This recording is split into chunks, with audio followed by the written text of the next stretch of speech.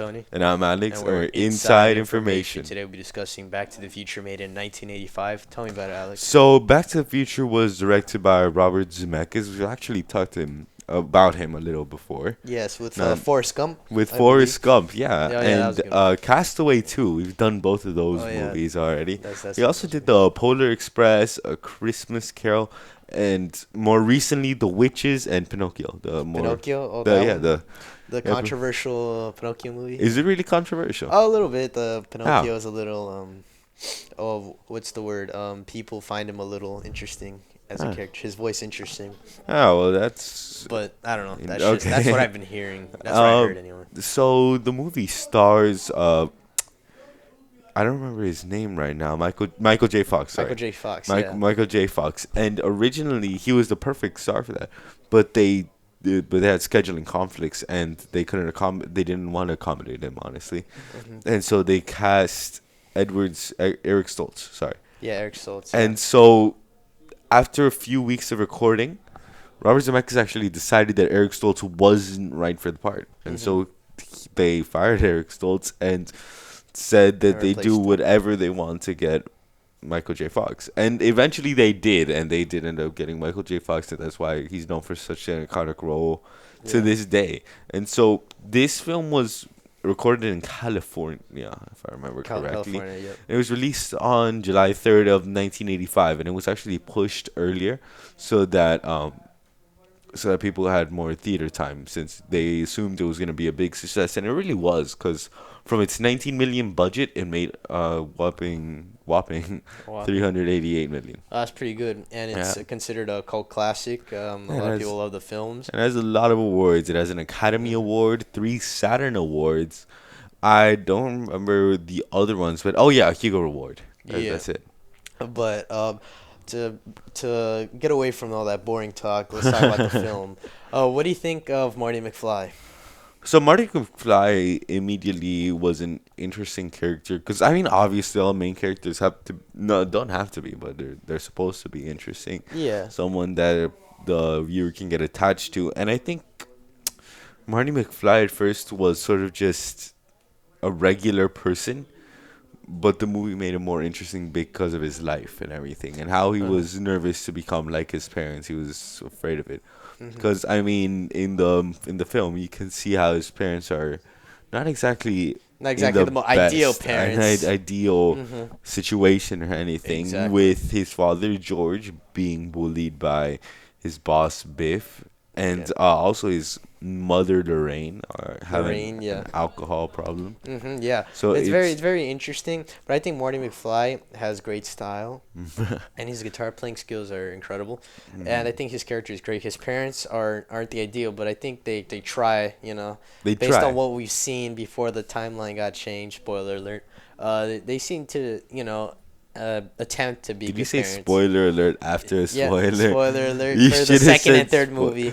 Okay. Anyway, yeah, and that was in it. I think that's they're justified based on their situation. They live in a bad Yeah. neighborhood and stuff, and George is kind of a pushover and stuff. He really is. I mean, Yeah. I feel kind of bad for him, but at some point I stopped feeling bad for him and thought he kind of deserves this for the way that he is. Yeah. Although I know that's not the. And I really like his laugh, George's laugh. Oh yeah. But Biff is a really good character.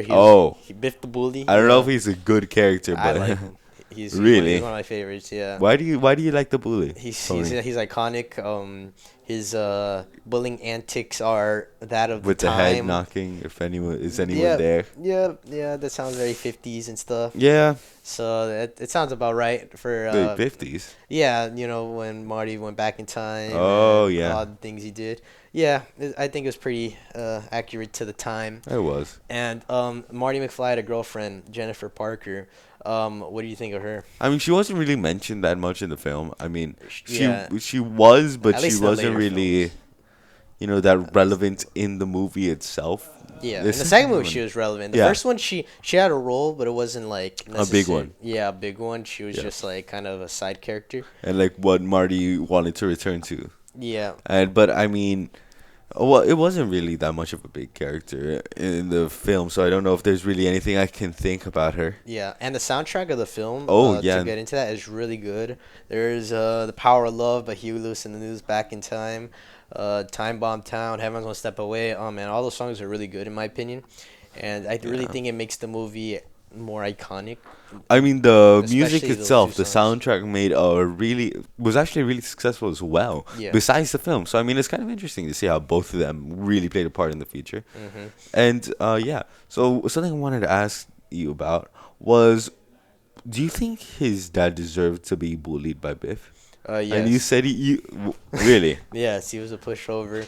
If he didn't want to get bullied, he didn't have to work with Biff, and so that's clearly George's. Well, it's not necessarily all his fault, but it's like half his fault. Half You his know? fault. Yeah, Okay. exactly. And to get into little later on, Doc. Dr. Doc. Emmett Brown. That's my. He's the He's a really iconic guy, man. iconic character. Yeah, he was on Back to the Future ride, all the Hmm. movies and stuff. He's He's in the one that everything. made the time machine, Yeah, the in the DeLorean. DeLorean. Yeah. Yeah, and when the DeLorean first shows up in the film, rolling out of the truck, that scene was iconic in my opinion, with the license plate Yeah. out of time. Yeah. That was You know, good. really, I thought it was kind of interesting how it was 88 miles. 88. Yeah. You think it's like kind of a random number? I think that's kind of a random number, but I mean, I'm sure it had some relevance that I didn't really see, and or maybe I don't remember. But Yeah. I mean, 88 miles just seemed kind of random to me. I don't think it had any relevancy, but like I think they just chose that number, and it's an Uh, iconic number due to the film or maybe other reasons, but we'll uh, get into that. But yeah, so because of the film, 88 miles per hour in a car, a lot of people think to themselves, "Oh, Back to the Future," if they watch the films, hmm at least a few times in their Yeah. life. And when and Marty had this camcorder because Doc told him to bring it. It's a really nice camcorder, in my opinion. Really. It was a JVC GR1CU, Of something like course, that. you know that, Tony. Yeah, because I have it. You have it? I have the camera, and it's a really cool camera. It's really nice. I Like a thought I'd rip say off that. Marty McFly. No, I'm not a rip off Marty You McFly. I kind of just have the are. camera. Kind of are. I just have the camera. Yeah. Anyway, yeah. And so then Doc experiments with his dog. What's his name? It's not I don't remember. Copernicus. It's Copernicus. that was the name of his 1950s dog. I forgot the name. Anyway, Let me to think. forget about that. The dog was the first one to time travel, and when he comes back, it was a big deal. It was revolutionary, and it was caught on camera. And so then, after that, the Libyans, Oh yeah, terrorist the organization, terrorists came in a in. van, came in with an assault like an AK or something, and they shot Doc, essentially killing him, and then Marty had to escape in the car, and then he time traveled back to 1955, Hmm. and that scene was cool because he time traveled into a barn of Mr. Old Man Peabody, and and he knocked down one of the trees. So then the mall later changed its name from Twin Pine Mall to Lone Pine Mall. Oh So yeah, so that I was it. remember That that was being part of it. that was cool. That was like his first like paradox or time change, Mhm. whatever. Yeah, I thought it was funny how it was changed like that. Yeah, and And it the was 1955 of the movie made in 1985, I think it was really cool. it was actually really I, well I made. thought it was in my really opinion. accurate. I mean, based on what I know from the 50s, the Mhm. the style was accurate, the music, the look. It was all very calm, It was. and I really liked the atmosphere and stuff. Yeah, and what did you think when he met his father? So, little backstory into it. When he got there, he realized he didn't exactly have enough. I don't remember what the substance Plutonium. was. Plutonium to return back home. So, I mean, he was stuck there for a while, and he was sort of looking around, and he sees his father. And so, what did you think about that When when he he met found his his father? father, it was interesting because they're doing the same movements, but without looking at each other, cause to show like they're related. And then Bib comes in and he's like, "Hey, McFly," and they both turn around because their last names are Yeah. McFly. And then they bully George, and then Marty's just there looking at him like that, Uh-huh. in shock, and seeing how his dad always got bullied ever since his teenage years by the same Yeah. guy for the past 30 years, which is very sad. But that's life, I suppose. And That's so then like, he followed George, and then George was stalking Lorraine on the tree. I thought that oh, was funny because like he was supposed to get run over, but then Marty got ran over. And this is where the interesting part happens. okay, yeah, He that's. gets Lorraine. Well, her parents find him, and he's nurtured back to health or whatever you like to call it at their house. And then she found him, and she had a strange infatuation with what is essentially her own son from the future, Oh yeah. and that was a very interesting.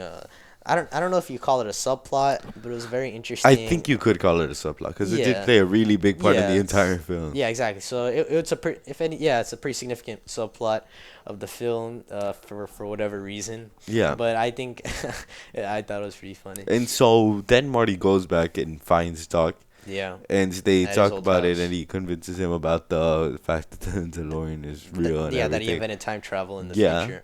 But And so I wanted to ask, what did you think when he realized that the timeline was changing? um, the time. Wait. The timeline was changing because Oh. of him. When he talked to Doc, they realized the timeline was changing in a picture with Oh his yeah, the siblings. picture. Yeah, Marty had the picture, and Hmm. his siblings started to fade away because his mom liked him instead of his mom liking George, because George was Yeah. supposed to be the one to get run over, and they were supposed to fall in love, and so then that was happening. So yeah, that's like a huge Hmm. subplot. I don't know why Yeah. even I don't know why I thought about that, and so that meant Marty had to go to school and convince George to date Lorraine so that they could Yeah. eventually have Marty and his sister and his brother. So that was also cool. That was And there's pretty also an interesting. Enchanted Under the Sea dance. Oh, I had forgotten about that. Well, Yeah. I hadn't really forgotten about that, but I forgot the theme at least. Yeah, Enchantment Under the Sea dance. And so then Lorraine asked Marty if he could ask her to the dance, and which surprised him, but he ended up doing it in the sense that he had a plan He had so a that plan, George but could beat Marty up after he did things Lorraine wouldn't like, in order to get her to like him. yeah, But then I thought that it was kind of backfired. interesting for him to want his father to beat him for the sake of, well, you know, I him don't find it strange. existing. So, I I find it mean, perfectly but I justified. thought it was pretty interesting too how he was trying to do two things at once. So, after he went and talked to Doc, they realized that the only source of plutonium that would be available to charge the car back to its original, you know, ways, so that they could actually have it, would be 1.21 gigawatts of electricity mm-hmm, caused by a lightning bolts. lightning bolt. Yeah, Yeah, exactly. exactly. So during that time, the same time that he was going to the dance and everything Hmm. with his mother, Yeah, uh, yeah. he was also trying to charge the car so that they could get back to the future. Yes, And exactly. so, So yeah, while the Enchantment of the Sea dance was happening, Dr. Emmett Brown was making a hook so that so it could attach to the wire when it struck the light tower, the light, what's it called, the clock the clock tower. The clock tower. We didn't mention this earlier, but that's also a big deal. The clock tower was struck by lightning in that exact day, that exact time, and so then the only way to get to the car back to the future Yeah, is by getting getting the lightning. electricity into the flux capacitor, which is also an iconic piece of Oh movie yeah. history. And while the dance was happening, Marty had to play the guitar, and he was playing Earth Angel. That was a really good song. He was playing it kind of wrong, based on his hand movements, but you know we won't talk about that. And when he was playing, he started fading away because George got bullied by this other ginger kid, and And he, and he was getting bullied, and so then he started fading away. But then George got the courage, and then he kissed Lorraine, and then he oh wait, essentially I came think back to you life. skipped a little bit of I think I did a little bit. Yeah, you did a little bit. What did I So skip? back a little bit before when Oh he yeah, I was skipped an with his important part. little plan to reunite his parents so Yeah. that George would beat him up. Um, so there he got locked in a trunk by Biff. I remember. Oh yeah. Yeah, in the trunk of a car, and he was Marty, left somewhere else. yeah, Marty, I mean. Marty got Yeah, got stuck, and then Biff went to the car to, essentially assault assault Lorraine. McFly and Lorraine, and then he Uh, did that, but then McFly got the courage and punched him in the face, yeah, and he that got almost him, broke his arm, but and that then got he. him essentially with his clout at the school because everyone saw that, and Mhm. so then he probably became popular because of that. Yeah, and then of And then course we everything have that. happened when I was talking about it. I got a little Yeah, carried away you there. got a little I wanted carried to talk away. about the music, and so then yeah, that happened, and then he came back to life, Marty, and he wanted to leave, but then he had to play Johnny Be Good, a very cool Oh, rendition of the song, and I really like that part. It's one of my really? favorite parts. Yeah, Uh-huh. and then everyone was dancing, but then he eventually went 280s with it, and everyone was like, He's like everyone confused was like about it. confused and thought that was like bad music. And then he said the phrase, "Your kids will be into it." I remember Yeah, that. it's you might, well, how did it go again? It's such an iconic It's an iconic phrase. I don't yeah. remember it. I remember You what might not he's. like it, but your kids are gonna love it or something. Yeah, something like that. Yeah, and so then he went, and then so then he changed back to his normal '80s clothes, and he went back to the DeLorean where Doc is waiting for him. So right before the lightning got struck, but then his car was sputtering out, and that was kind of scary. But then eventually he started it up, Yeah. and he barely made it to the lightning bolt. Doc almost killed himself. And also Marty tried giving him an envelope Would saying contain that he was gonna die in 1985, but then by the terrorists that they were yeah, gonna but shoot him. then Dr. Emmett Brown ripped it up because he didn't want to mess with time, and so then he traveled to the future to try to save Doc a few minutes before the old Marty time traveled. Which is where we see the Lone Pine Mall. Yeah, and then like he arrives just barely too late because Doc already got shot by the time future Marty Got saw there. Doc getting shot, Mhm. and it was already too late, and he thought that Doc was gone forever.